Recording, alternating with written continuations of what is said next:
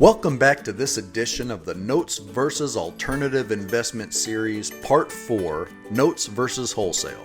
In this video, we'll take a look at how notes stack up to wholesaling real estate properties and the pros and cons of each strategy. Wholesaling, as used here, is a general term to describe being the middleman in a real estate transaction.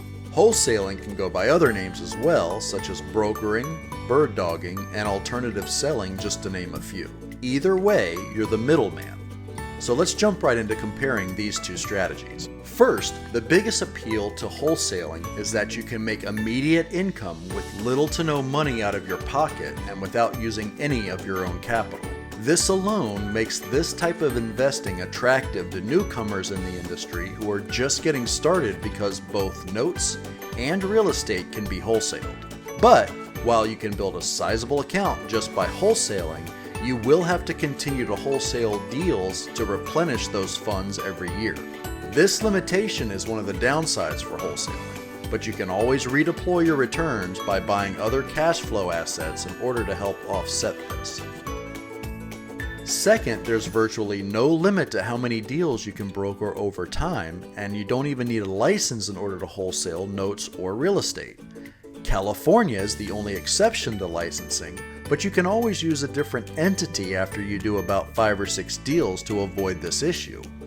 One of the biggest advantages notes have over real estate wholesaling is that there are fewer wholesalers in the note industry.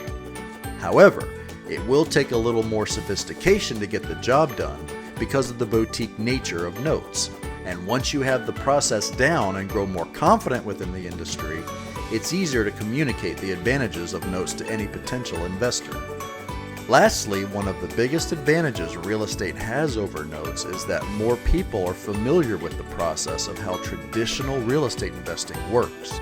But, as some of you may know, the note space is more streamlined, allowing a wholesaler to get their funds within days of funding a deal. The whole process of wholesaling a note can happen as quickly as 3 to 5 days before the funds are deposited into a wholesaler's account. It could take weeks or even months for a real estate wholesaler to see funds deposited into their account. The biggest takeaway from this video should be that whether you're wholesaling notes or wholesaling real estate, you don't have to dip into your own capital in order to be successful in this business. But you will have to develop a very strong opportunity pipeline in order to keep the machine going. So please note, the biggest issue that investors have in this arena is finding people who have capital to invest. So there you have it. We essentially have a tie between the two, but the edge goes to notes since there are fewer competitors in this industry, which gives you a leg up on your peers. And of course, there is also a need for more sophistication when presenting these investment opportunities to traditional investors.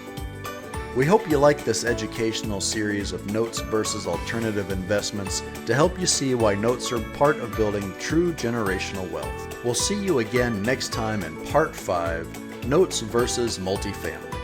Thanks for watching.